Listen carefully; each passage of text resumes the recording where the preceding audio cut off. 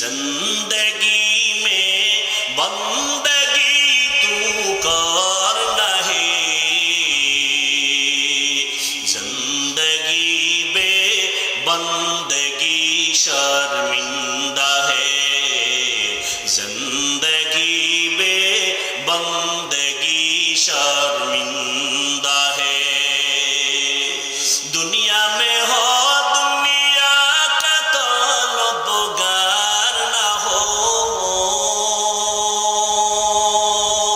बाजार से गुजर हो खरीदार ना हो। ये दुनिया एक मिसले कागज फूल है, ये दुनिया एक मिसले कागज फूल है, जिंदगी में बंदगी तू करना है, जिंदगी में बंदगी तू करना है,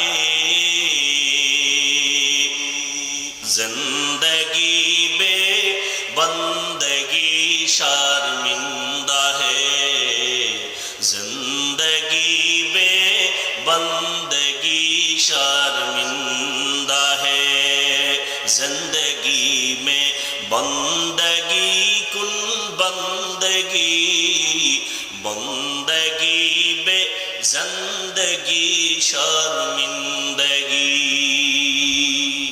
अरे अल्लाहर গোলাম, একটু চিন্তা করো এই ময়দানটা কেমন ময়দান যে সব লাইনের মানুষ এসে গেল, কাউকে জোর করে আনা হয়, ভাড়া টাকা দিয়ে আসছে, কেউ পায়ে হেঁটে আসছে, ঠিক নি? ও আল্লাহর বান্দারা, একটু চিন্তা করো, হেদায়েতের মালিক আমার আল্লাহ। পৃথিবীর কোন বান্দার হাতে হেদায়েতের চাবি আল্লাহ দেন নাই। আল্লাহ চাইলে এক সেকেন্ডে হেদায়াত পেয়ে যাবে, আর আল্লাহ যদি কবুল না করেন, আমি হাফিজুর রহমান কেন, মক্কা মদিনার ইমাম কেন, স্বয়ং আমার নবীও যদি বয়ান করে কপালে কালেমা জুটে না। নবীজির মতো ব্যক্তির বয়ানও কালেমা পড়ে না, কত বড় নিকৃষ্ট কপাল পরা বেঈমান যে রসুলের বয়ানও কালেমা পড়ে না।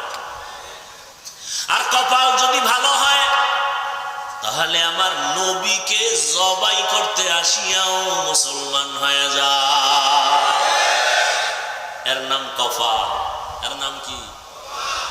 অনেকে শুনছে এখানে ওয়াজ হবে, এলান শুনছে, ঘোষণা শুনছে, প্রচারণা দেখছে, কিন্তু আসার নিয়ত করিয়াও আসতে পারে নাই। জরুরি কোনো কারণ যদি থাকে আর না আসার জন্য, তাহলে জরুরি কারণ হলে সে না আসিয়াও সওয়াব পেয়ে যাবে। আর একজন বান্দা প্যান্ডেলে আসছে ওয়াজের কথা বলিয়া, কিন্তু কপাল বড় খারাপ, প্যান্ডেলের ময়দানে ঢুকতে পারে নাই। তারা কোথায়? বলে মহিলা প্যান্ডেল তাওয়াফ করে, দোকানপাটে আড্ডা দেয়, তাজা তাজা কবিরা গুনাহ করে, আছে না নাই? এর নাম কপাল। ওয়াজের নাম দিয়ে আইসাও বেহেশতের বাগানে বসতে পারে নাই। এটা কেমন এক জান্নাতের বাগান, এখানে বসার কোনো বিছানাও কোয়ালিটি পূর্ণ না, অনেকে ঘাসের মাটির উপরে বসে গেছে।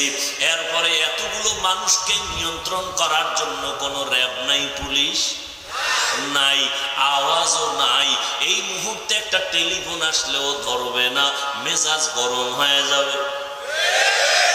কিন্তু দুনিয়ার লাইনে কোন কোটিপতি যদি এতগুলো মানুষ এখানে বসাইতে চাইতেন, 4-5 ঘন্টা রাখতে চাইতেন, কতটা পেরেশান হতে হতো। এক নাম্বার, মানুষগুলোকে আসা যাওয়ার গাড়ি দেওয়া লাগতো ফ্রি, ঠিক নি? তারপরও এই জান্নাতি মানুষ কেউ আসতো না, সব লাইনে দাঁড়াইতো গাঞ্জাখোর। এরপরে আসার পরে ব্যবস্থাপনা, ভিআইপি চেয়ার লাগতো বসার জন্য, ফাঁকে ফাঁকে নাস্তা, একটু যদি আঁকা বাঁকা হয় তো চেয়ারের বাড়ি। দেখছেননি কারবার। এরপরে আবার এতগুলো মানুষকে নিয়ন্ত্রণ করার জন্য কি পরিমাণ পুলিশ লাগতো। হিমশিম খাইলে কুত্তা এনে হাজির করত। কারণ মানুষ বেঈমানি করতে পারে, আল্লাহর ভিন্ন মাখলুক কুকুর মালিকের সাথে বেঈমানি করে না। অথচ দেখছেননি এখানে কত বড় বড় মানুষ, আলেম, শিক্ষিত, মুরব্বী একাকার হয়ে বসে গেছে, কারণ অন্তরে কোনো কষ্ট। এবার রসুল কি কয়, ও উম্মতেরা, দ্বীনের মহব্বতে উলামায়ে আহলে হকের মোলাকাতের জন্য যদি কেউ ঘর থেকে বের হয়ে রওনা হয়, আল্লাহর নবী বলেন ৭০,০০০ রহমতের ফেরেশতার এক একটা কাফেলা এক একজনের সাথে আল্লাহ লাগায় দেন। আল্লাহ ঘোষণা দিয়া দেয় এখানে বসার পরে, ও ফেরেশতারা সাক্ষী থাক, আমি সবার গুনাহ মাফ করে দিলাম। আল্লাহ কত দয়াময়, মুমিনদের দুটো আদেশ দিয়েছেন। আল্লাহ আদেশ দেওয়ার কারণ, আল্লাহ মুমিনকে জান্নাত দিবেন তো দিবেনই, তবে আল্লাহ আরো এগ্রি। আল্লাহ যে দিবেন কয় কেমনে, কয় আমি চাই বিনা হিসাবে পেয়ে যাও। বিনা হিসাবে। আপনারা আমরা তো জান্নাত চাই ইনশাআল্লাহ, হিসাব টিসাব দিয়া না হিসাব সারা? সত্যি না? যেই পাওয়ার আমগো, যে আল্লাহর লগে একটা পাওয়ার দেখাম, কিসের হিসাব ছাড়া? আমল আছে না, হিসাব দিয়ে চলে যাও। সম্ভব? কোনদিন সম্ভব না। আল্লাহ কয় যদি হিসাব ছাড়া জান্নাতে যেতে চাও, আমার এই দুইটা কর্মসূচি পালন করো। এক, আমার আল্লাহরে ভয় কর। দ্বিতীয় কর্মসূচি, আল্লাহর কিছু প্রিয় বান্দা জমিনে থাকবে, তাদের বন্ধু হইয়া চলো। আল্লাহকে ভয় করো। ভয়ের নাম তাকওয়া। ভয়টা যার অন্তরে থাকবে, তার ভয় যিনি করবেন তার নাম মুত্তাকি। ভয়টা থাকার জায়গা হলো অন্তর, ভয়ের নাম তাকওয়া। যিনি আল্লাহকে ভয় করবেন তার নাম মুত্তাকি। ভয়টা থাকে মাথায় না অন্তরে? তাকওয়াও দেখা যায় না, ধরাও যায় না, অন্তরও দেখা যায় না, ধরাও যায় না। আর এই তাকওয়া অর্জন করতে হবে, মায়ের গর্ভ থেকে কেউ নিয়েও আসে না। এই তাকওয়া এত দামি একটা সম্পদ।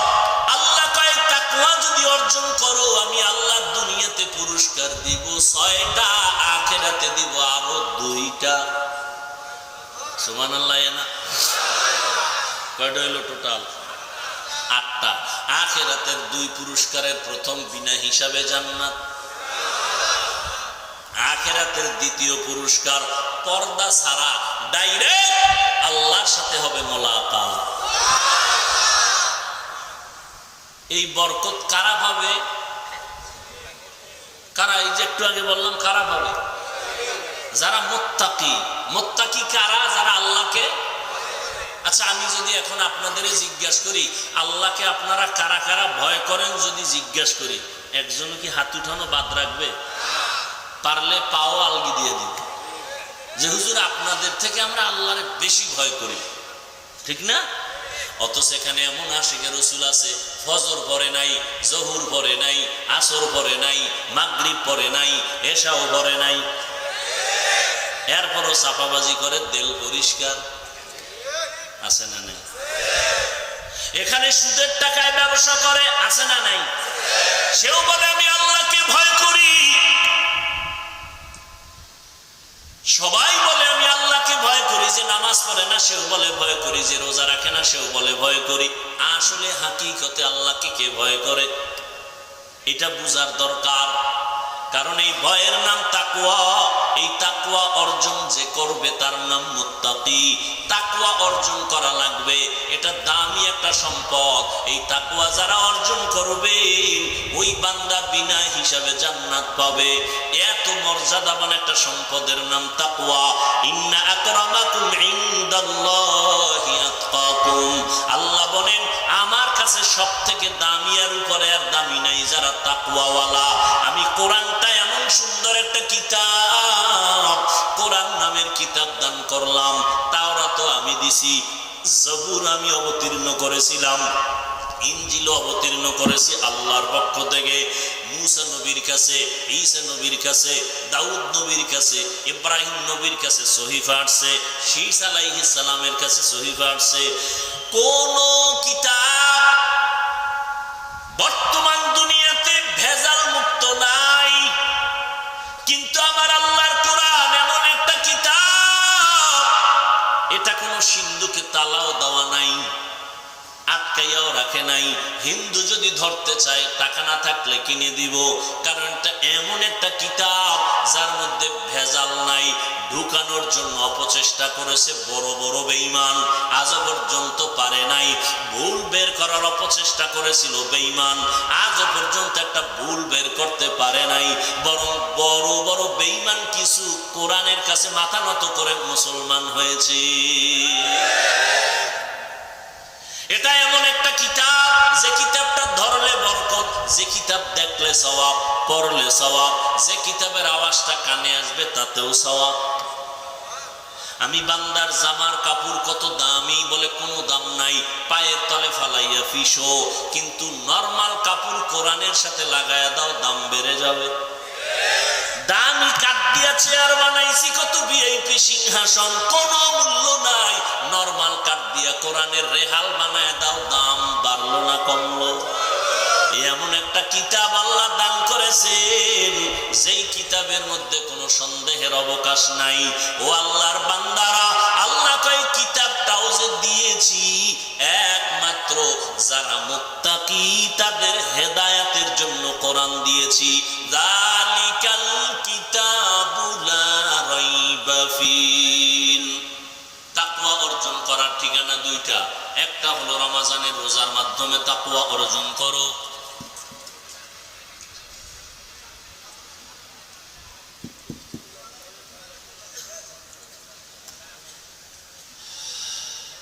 দ্বিতীয় ঠিকানা আল্লাহ বলেন কুনু মা'আস সাদিকিন, আল্লাহর প্রিয় বান্দা যারা এদের বন্ধু হইয়া থাকো।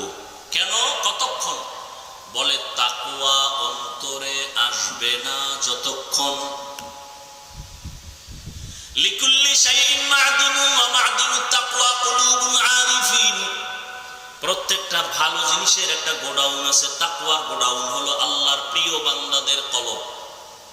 তাদের নেক নজর লাগলেই তাকওয়া ঢুকে পড়বে।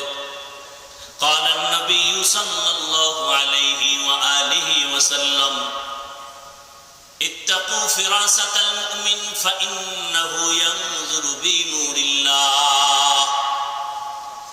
নবীজি বলেন, ও মুমিন, আল্লাহর কিছু বিশেষ বান্দা আছে, তাদের অন্তরের পাওয়ার অনেক বেশি, তোমরা সাবধান। কারণ তারা তোমাদের মতো দেখে না, তারা অনেক কিছু দেখে আল্লাহর দেওয়া নূরের আলো দিয়া দেখে। কি দিয়া? নূরের আলো দিয়া দেখে, যেটা তুমি দেখো না। অতএব আল্লাহর খাস ওলি যারা, আউলিয়া যারা, আহলুল্লাহ যারা, এদের বন্ধু হয়ে থাকো তাকওয়া অর্জন করার জন্য। আল্লাহর ভয়, সবাই বলে আল্লাহকে ভয় করি, আসলে আল্লাহর ভয়ের নমুনাটা কি? বলে মা বাবাকে সন্তান ভয় করে, নমুনা বলে অন্যায় করে না ভয়। ছাত্র ওস্তাদকে ভয় করে, নমুনা কি? বলে অন্যায় করে না। ঠিক যারা আল্লাহকে ভয় করবেন তাদেরও আলামত নমুনা হবে, তারা কখনো গুনাহ করবে না। এজন্যই তো নবী বলেন ইত্তাকিল মাহারিম তাকুন আবাদান নাস। আল্লাহর নিষিদ্ধ কাজ থেকে নিজেকে বাঁচায় রাখো, তো আল্লাহর কাছে দামি বান্দা হবে। এজন্যই তো উলামায়ে কেরাম বলেন, বেশি বেশি নেক আমল, নামাজ পড়ার নাম তাকওয়া না, জিকির করার নাম তাকওয়া না, বেশি বেশি পাগড়ি বাঁধার নাম তাকওয়া না, বেশি বেশি তাসবিহ টানার নাম তাকওয়া না, বেশি বেশি তেলাওয়াতের নাম তাকওয়া না, গুনাহ থেকে বেঁচে থাকার নাম তাকওয়া। নেক আমল করতে পারো বা না পারো, গুনাহ করা যাবে না, এর নাম তাকওয়া। কারো প্রশংসা করতে পারো বা না পারো, বদনাম করা যাবে না, এর নাম তাকওয়া। কারো উপকার করতে পারো বা না পারো, ক্ষতি করা যাবে না, এর নাম তাকওয়া।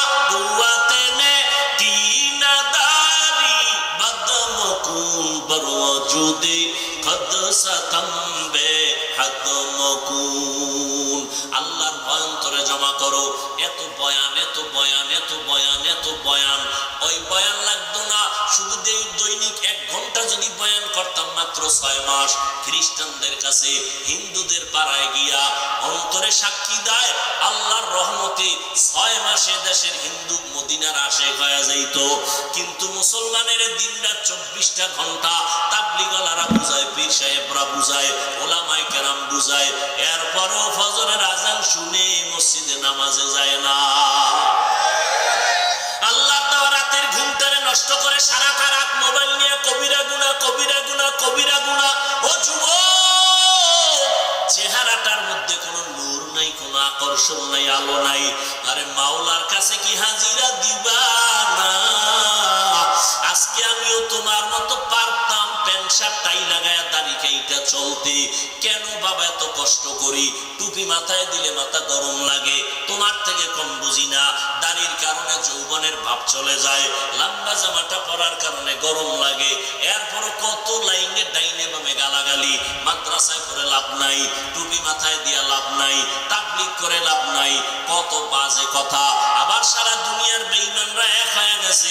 ইসলামের আলো বন্ধ করো, মাদ্রাসা বন্ধ করো, কোরআনের ওয়াজের মাইকের সাউন্ড কমাও। কিন্তু একজন বন্ধু সোনার বাংলায় পাইলাম না যে বলছে গানের সাউন্ড কমাও। এরে আল্লাহর বান্দা, এত দুশ্মনীর মাঝে কেন বাবা দাড়ি কাটি না? তুমিও মুসলমান, আমিও মুসলমান, তোমার আল্লাহ আমার আল্লাহ দুই না এক? যুবকেরা পাও দুইটা ধরে বলি রাগ করিও না রে বাবা। আজকে কয়দিন আর বাহাদুরি করবা? এমন একটা দিন নাই যুবকের লাশের খবর নাই। গাড়ির নিচে তাকায় দেখ যুবকের লাশ, পানির নিচে তাকায় দেখো যুবকের লাশ, ঘুমের বিছানায় যুবকের লাশ। তোমার আল্লাহ আমার আল্লাহ এক, তোমার আমার নবী এক না আলাদা? তোমার নবী আমার নবী এক, তোমার কোরআন আমার কোরআন এক, তোমার ধর্ম আমার ধর্ম এক, তোমার কালেমা আমার কালেমা এক, তোমার কাবা আমার কাবা এক। তুমি আমি দুনিয়াতে আসছি, সিস্টেমও এক। বিদায় বেলা কাফনের সংখ্যা হবে 3টা, তাও এক, কালার আলাদা, কালারও কিন্তু এক। মহিলাদের 5টা কাফন হবে সাদা, পুরুষের বেলায় হবে সাদা। আমি বক্তার সম্মানে কেউ একটা কাফন বাড়াইয়াও দিবে না। তুমি গরিব মানুষ, রিক্সা চালাও, মরলে তোমার একটা কাফন কমাইয়াও দিবে না। কবরের সাইজও হবে এক, কবরে প্রশ্ন করা হবে 3টা, তাও এক। আমাকে যে প্রশ্ন আপনাকে একই প্রশ্ন, বেঈমানের এসে একই প্রশ্ন। রবের পরিচয় দাও, ধর্মের পরিচয় দাও, রাহমাতুল লিল আলামিনের পরিচয় দাও। মদিনার নবী বলেন এই 3 প্রশ্নের জবাব কারা দিতে পারবে? আমরা হুজুরেরা পারবো না বাবা, এর কোনো গ্যারান্টি নাই। যদি হুজুর হইয়া পারা যাইতো, জান্নাতের টিকিট হাতে পাইয়া আবু বকর সারা জিন্দেগি কান্না করতেন না, ওমর ফারুক কান্না করতেন না। এমনকি আমার নবী আম্মা জান আয়েশা রাদিয়াল্লাহু তাআলা আনহা, তিনি বর্ণনা করেন আমি দেখি একদিন আমার হুজরায় বসে রহমতের নবী গুনগুন করে কান্না করে। ও পর্দার আড়ালের আম্মা জান, আপনাদের এত জীবনটা ধন্য, আপনারা নবীদের মায়ের মতো মা, সাহাবায়ে কেরামের মায়ের মতো মা, আপনারা আলেম হাফেজে কোরআনের মায়ের মতো মা, আপনারা আয়েশা রাদিয়াল্লাহু আনহার মতো দামি নারী, খাদিজা রাদিয়াল্লাহু আনহার মতো দামি নারী, ফাতেমা রাদিয়াল্লাহু আনহার মতো দামি নারী, ইসমাঈল নবীর মা হাজেরা আলাইহা সালামের মতো দামি নারী, ঈসা নবীর মা মারিয়াম আলাইহা সালামের মতো দামি নারী। ও আম্মা জানেরা, আপনারা বেঈমান ফেরাউন কত বড় বেঈমান, আল্লাহর সাথে চ্যালেঞ্জ দিয়ে নিজের খোদা দাবি করলো।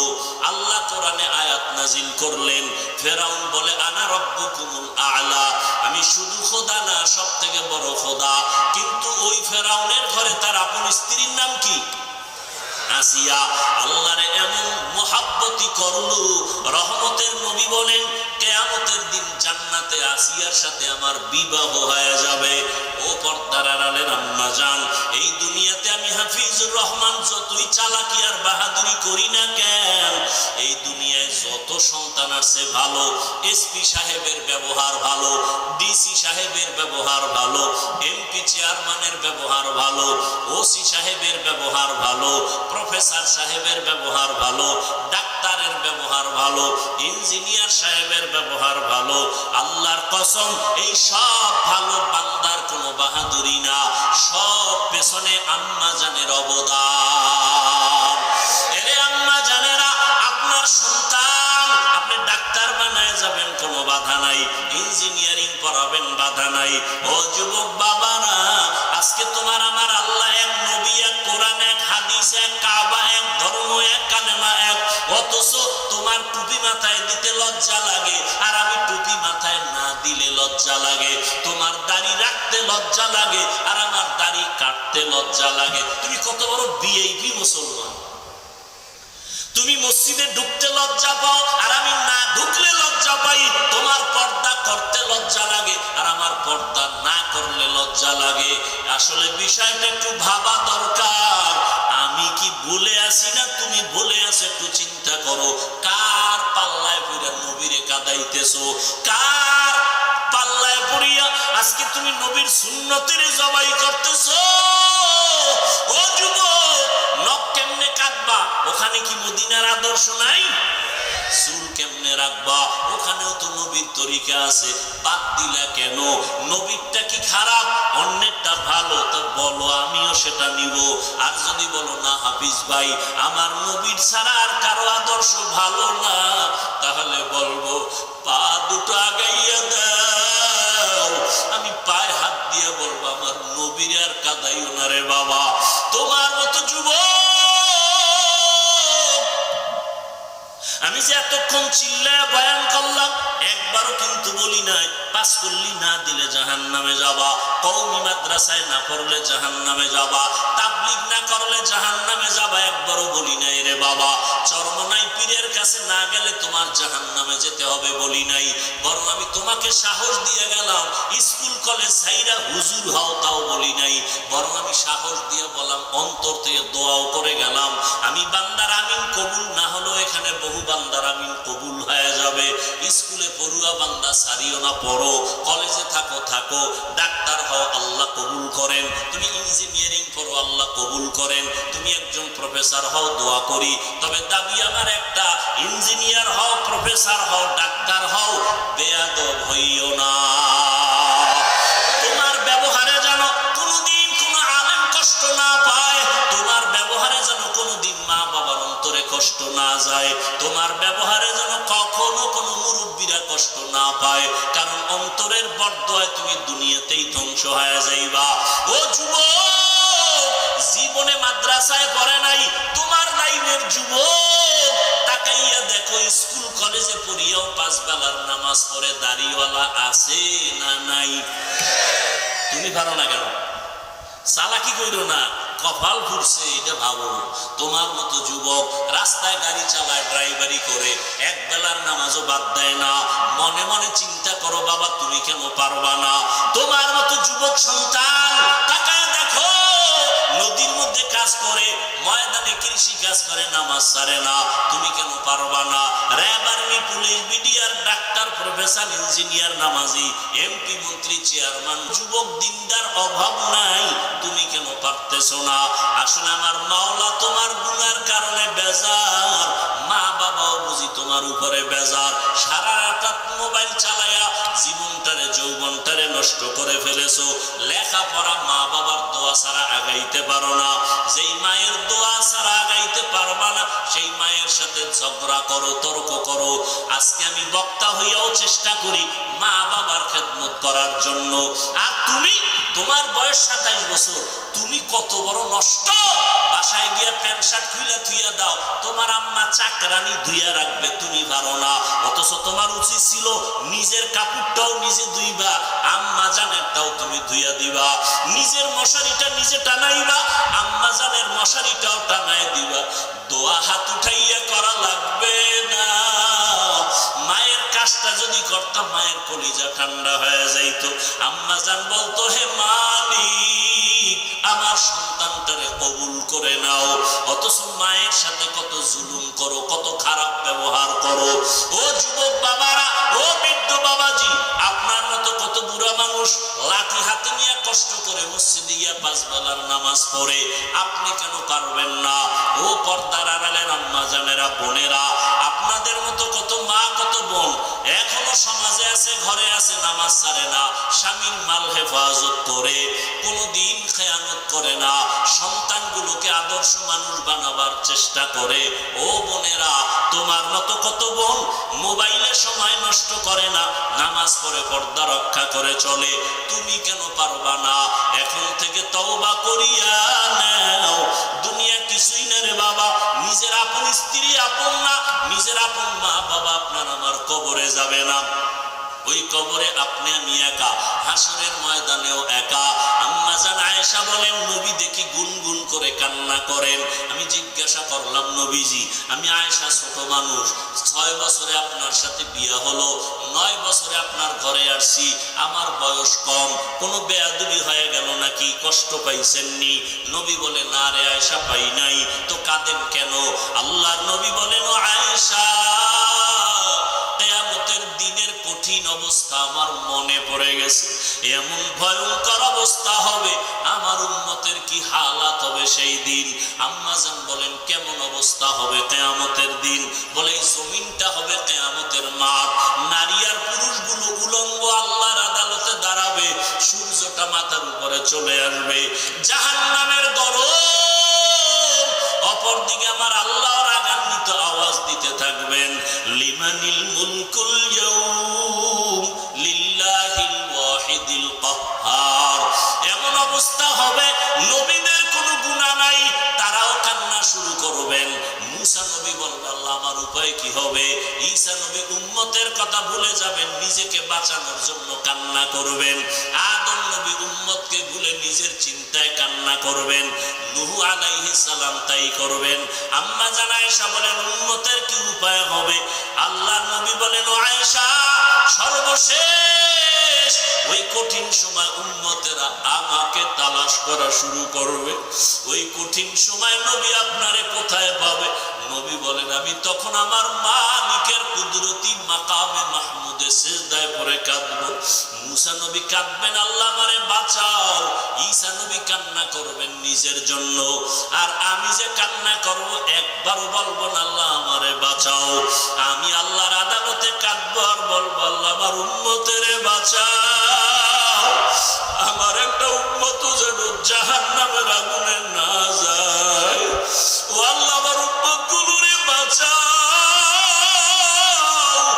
আম্মা জান বলেন, তখন আমার আল্লাহ কি করবেন?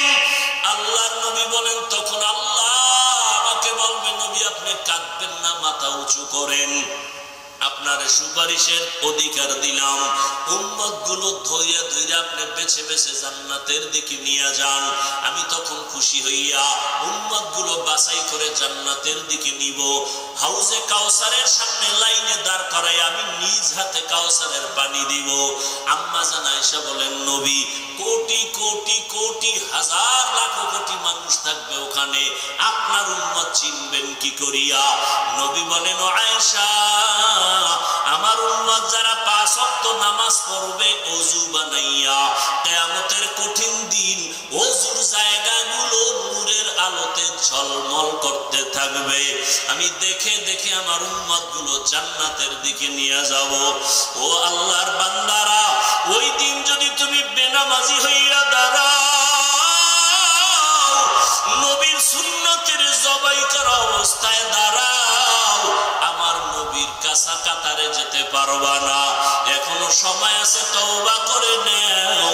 বালিশে মাথা লাগায় চিন্তা করিও, ঘুমের মধ্যেও তো কত মানুষের মরণ হয়। তোমার যদি মরণ আসে, কবরে গিয়া কি জবাব দিবা? হাসরের ময়দানে কি জবাব দিবা? এখন থেকে তওবা করো।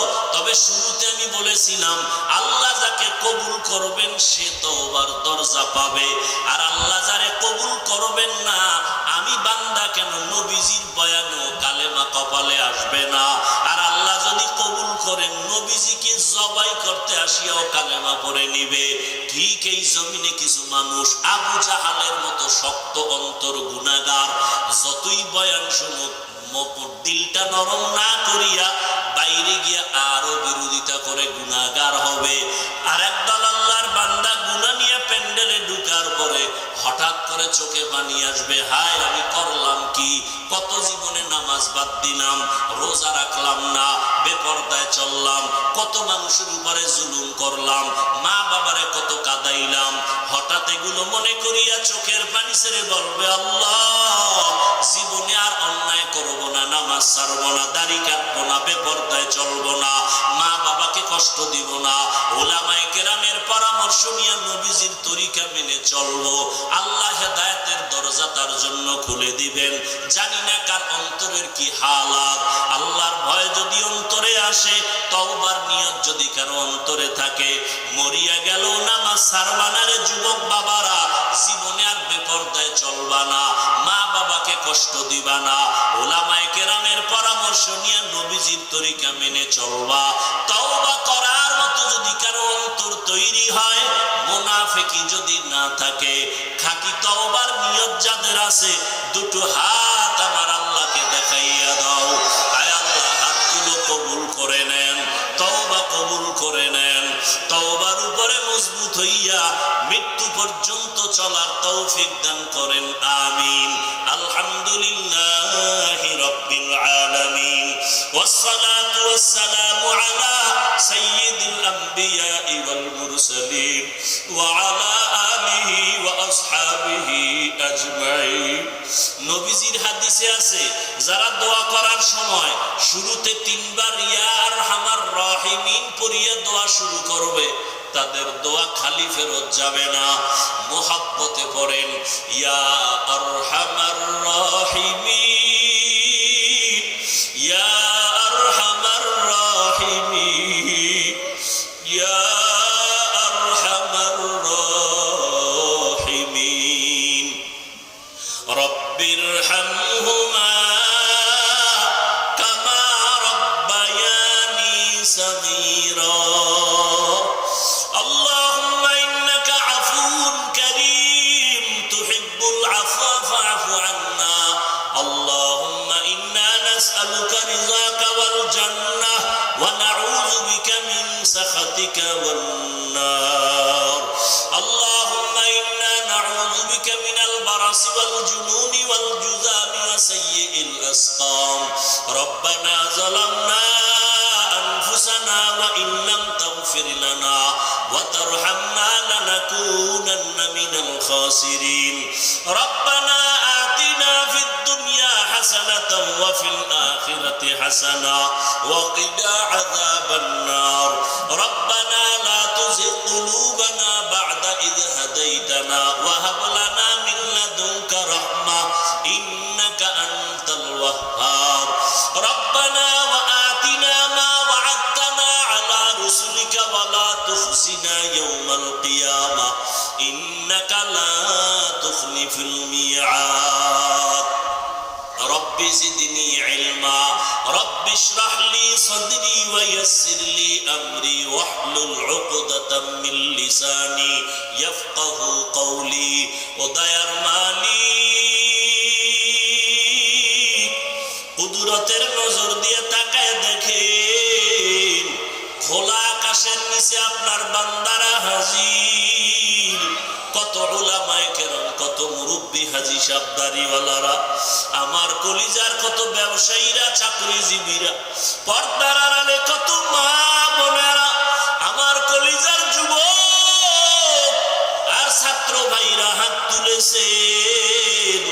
ও আল্লাহ, আমরা কেউ জোর করে আসতে পারি নাই, আপনি দয়া করে ময়দানে আনছেন আল্লাহ।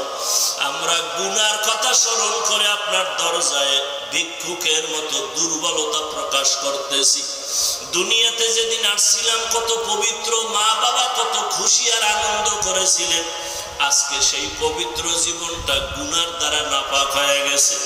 আমার গুনার খবর আমার মা বাবা কেউ জানে না, ভাই বোনেরা কেউ জানে না। আমার গুনার দিয়ে তাকাইয়া দেখি আমার গুনার কারণে আমার হাত না পাক, আমার জিহ্বা না পাক, আমার চক্ষু না পাক, আমার অন্তর না পাক। আমার গুনার খবর যদি আমার মা বাবা জানতো, কেউ আমার সম্মানের নজরে দেখতো না। ও আল্লাহ, কেউ জানে না, আপনি জানেন।